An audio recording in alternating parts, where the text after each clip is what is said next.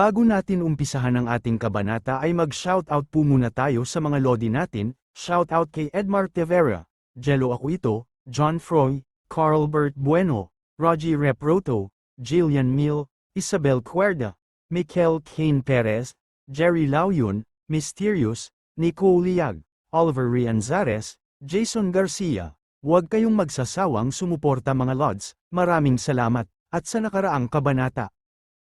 At hinanap nito si Zinyo, sa bawat kwarto, ngunit di niya ito makita. At nakita nito ang wheelchair na gamit-gamit ni Zinyo at ito ay sira na, at basag na din ang litrato nilang dalawang magkakapatid. At namumuo ang galit ng ating bida dahil sa pangyayari.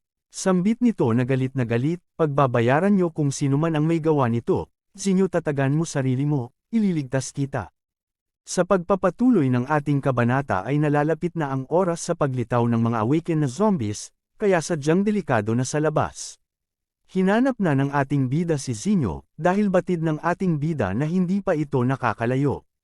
Sa kabilang banda binaril ng mga gangster ang mga zombies na nakakasalubong nito, at nagtataka ang mga gangster sa kadahilan ng damadami na ang mga zombies. Sa kanilang paglalakbay ay nasaon sila ng sasakyan at di na ito umaandar. At napapaligiran na sila ng mga zombies, at nagtanong ang isang hangal sa kanilang leader kung ano ang gagawin nila gayong hindi na gumagana ang sasakyan. Sagot naman ng leader ng gangster, na hindi kailangan magpanik, dahil natawagan na nito ang tito nito, na isang officer sa military, at ito nga ang kumuha kay Zinyo. Mayabang itong nagsabi kay Zinyo habang nakatali ang paa at kamay nito, magpapadala iyon ng military para iligtas tayo. At bago sila makarating kailangan nating protektahan ang ating mahalagang kayamanan. At nagpupumigla si Zinyo sa pagkakahawak nito sa kanya. Sabi ni Zinyo, bitawan mo ako, bakit kailangan mong gawin ang mga bagay na ito? Dapat tayong magtulungan para labanan ang mga zombies. Sambit naman ng leader ng gangster na, hindi ako isang bayani para magsakripisyo at protektahan ang buhay ng iba. Sa ganitong uri ng sitwasyon, dapat ay maging makasarili.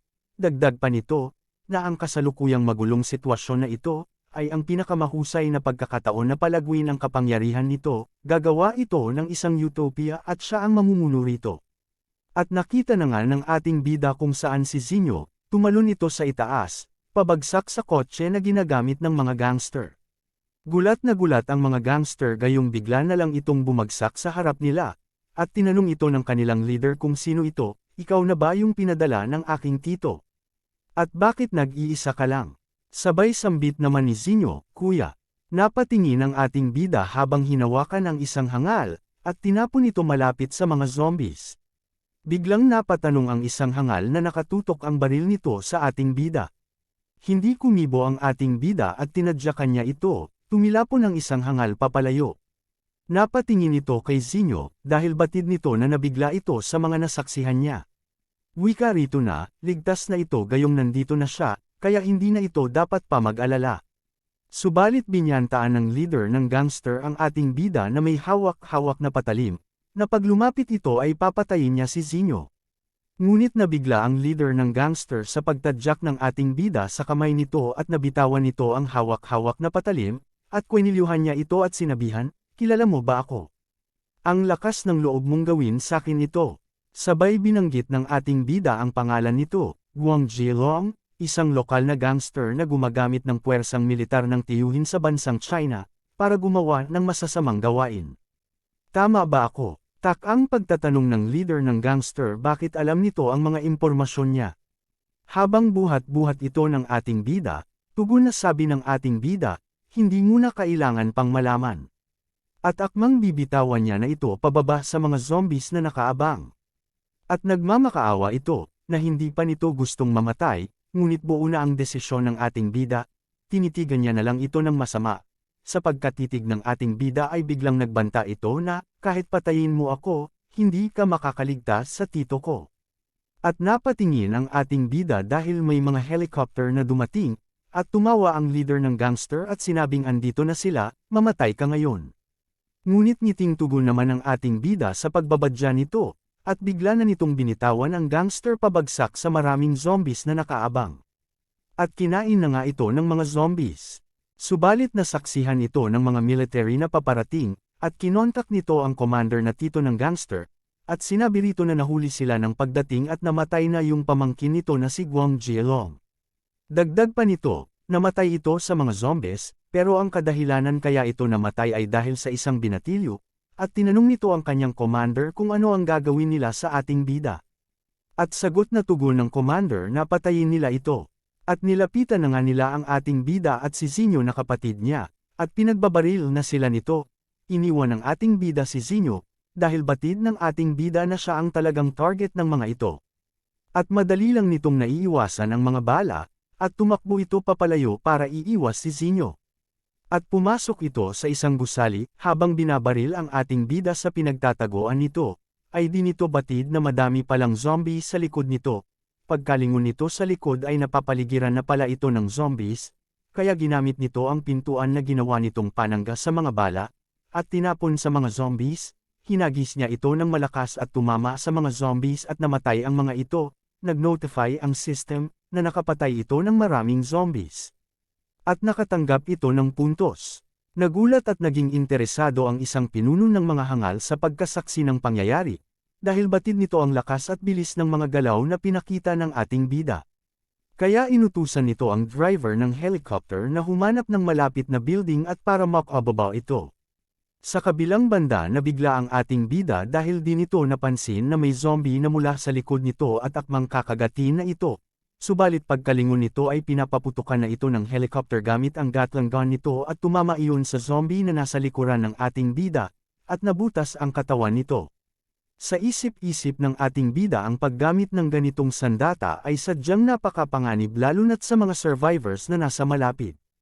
Kaya tumakbo ang ating bida papalayo, at madali lang nitong naiiwasan bawat bala, dagdag pa nito na nagsasayang lang ito ng mga bala. At galit ang ating bida, dahil wala itong tigil sa pagpapaputok. Laking pagtataka ng isang hangal na gumagamit ng Gatling gun sa ating bida, dahil naiiwasan lang nito ang mga bala ng walang kahirap-hirap.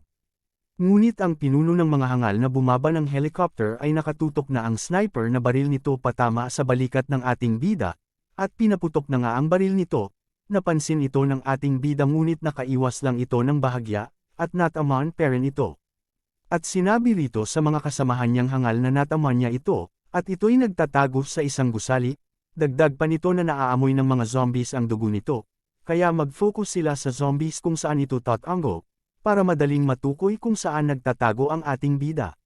Gulat na napapaisip ang hangal na pinuno, sa kadahilanang hindi niya ito gaanong natamaan, at hindi nagmimintes bawat tira nito, maaaring dahil iyon sa bilis ng reaksyon ng ating bida. Habang nagtatago ang ating bida, ay batid nito na hindi magtatagal ay matutuntun siya ng mga ito, dahil sa amoy ng dugo. At di nito napansin na may sniper pala na nakaabang sa kanya.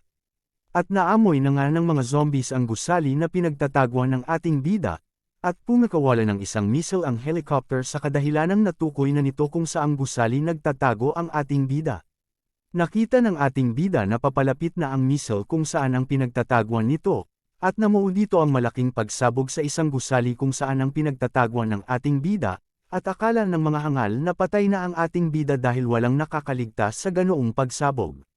Nagulat ang pinuno ng mga hangal dahil may napansin ito nung paala na ang mga usok sa pinangyarihan, at napatanong maaaring hindi pa ito patay, at biglang nagulat ito sa kanyang nakita, dahil may isang malaking halimaw, at yun ay si Jinbao, na iligtas ni Jinbao ang ating bida, at nagpasalamat ang ating bida sa pagkakaligtas nito mula sa pagsabog. At napatanong ito kay Jinbao kung ano ay kailangan nitong gawin, dahil hindi nito kayang abutin ang helicopter na nasa taas nito. Naamoy ni Jinbao ang sugat na natamo ng ating bida at biglang nagalit ito, at pinalabas na nito ang kayang kapangyarihan, nag-evolve ito at nagkaroon ng pakpak, at napagtanto ng ating bida, kaya ito nag-evolve sa kadahilanang madami itong nak-e na mga zombies habang papunta rito. At binalaan ng pinuno, ang mga hangal nitong kasama na mag-iingat dahil aatake na ang mga ito sa kanila. At laking pagtataka ng mga hangal na nakasakay sa helicopter dahil nakakalipad din si Jinbao. Kaya pinaulanan na nito ng mga bala, habang si Jinbao ay papalusob na at gagawa na ng isang atake sa mga hangal na nasa helicopter, natamaan ito ni Jinbao at sumabog. Ngunit nadakip pala ng pinuno ng mga hangal si Zinyo, At sinabi niya sa ating bida habang nakatutok ang baril nito kay Zinyu, alam kong mahalaga ito sa'yo, tama ba? Galit na tugon naman ng ating bida, kung may mangyaring masama sa kapatid ko, papatayin ko kayo. At nakangiting tugon naman ng pinuno ng mga hangal na sige subukan natin kung alin ang mas mabilis, ikaw o ang bala sa baril ko, at nagbabanta ito na babarilan niya si Zinyu. Wikang sigaw naman ng ating bida na, itigil niya ito. Ako lang naman ang target nyo, hayaan nyo na lang ang kapatid ko. Dagdag pa nito na gusto nyo lang naman akong hulihin, para matapos ang misyon nyo, makikipagpalit ako sa kanya. At inutusan nito si Jinbao na dalhin si Zinyu sa ligtas na lugar. At sambit ni Zinyu na umiiyak, kuya wag kang mag-alala sakin, umalis ka na at tumakbo. At tugon na sabi ng ating bida habang ito'y papalapit, sinabi ko sa iyo noon na hinding-hindi kita pababayaan. At sa isip-isip nito na ayokong mabuhay muli na may pagsisisi. At sarkastikong nakangiti ang pinuno ng mga hangal sa pangyayari. Sabay inutos nito sa mga hangal na kasama nito na paputukan nila ito. At pumikawala na nga ng misail ang mga ito papunta sa ating bida. Habang ang ating bida ay nakatayo lang at nakataas ang mga kamay nito. Sumabog ang mga misail na pinakawalan nito sa kinatatayuan ng ating bida, at namuo rito ang alikabok sa pinangyarihan ng pagsabog. Habang gulat si Zinyu sa pangyayari, nakangiting tumatawa ang pinuno ng mga hangal dahil nakomplito na nito ang misyon nila. Ngunit sa pagkawala ng usok ay nakita nito na si Jinbao ang nandoon sa usok at wala ang ating bida. Sinalo pala ni Jinbao ang mga misail para iligtas ang ating bida. Laking pagtataka ng pinuno ng mga hangal kung saan ang ating bida, at kung saan ito napunta. Dagdag pa nito sa mga kasamahan nito na mag-iingat, at maging alerto sa kadahilang hindi pa ito patay at hinawakan nito ang buhok ni Zinyu. Habang hawak-hawak nito ang buhok ni Zinyu, ay bigla itong lumabas mula sa likod ng pinuno ng mga hangal at pumakawala ng isang malakas na atake. Natamaan ito ng ating bida at tumilapon papalayo, at nabitawan nito si Zinyu sa pagkakahawak. Ngunit dito napatay ng ating bida. Inutos kaagad ng hangal na pinuno na, barilin nila ang kapatid ng ating bida. Gulat na sumigaw ang ating bida dahil buhay pa pala kahit malakas ang pinakawalan nitong atake, at sabay pumakawalan na ng misail ang mga kasamahan nito papuntang kay Zinyu. At dali-daling tumakbo ang ating bida para iligtas si Zinyu, hinawakan nito si Zinyu at sumabog ito sa likod ng ating bida, at bumagsak ang mga ito.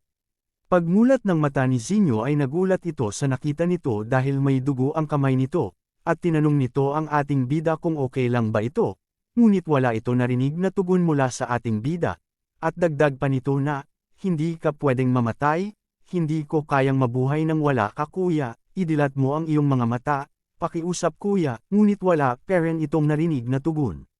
Sa kabilang banda kaya pala nabuhay ang pinuno ng mga hangal dahil ginamit nito ang baril para salagin ang atake ng ating bida, kaya hindi ito namatay, pero batid parent dito ang natamo nitong sugat sa kadahilan ng nabali ang ribs nito.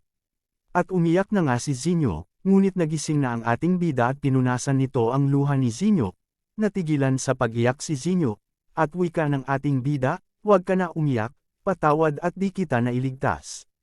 Ngunit tugon na sabi ni Zinyu habang hawak ang kamay nito, hindi ka dapat humihingi ng patawad kuya, ako dapat ang nagsasabi noon sayo, dahil naging pabigat ako sayo.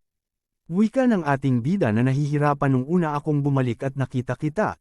Sobrang saya ko, para akong nananaginip, gusto ko ay treasure ang pagkakataong ito.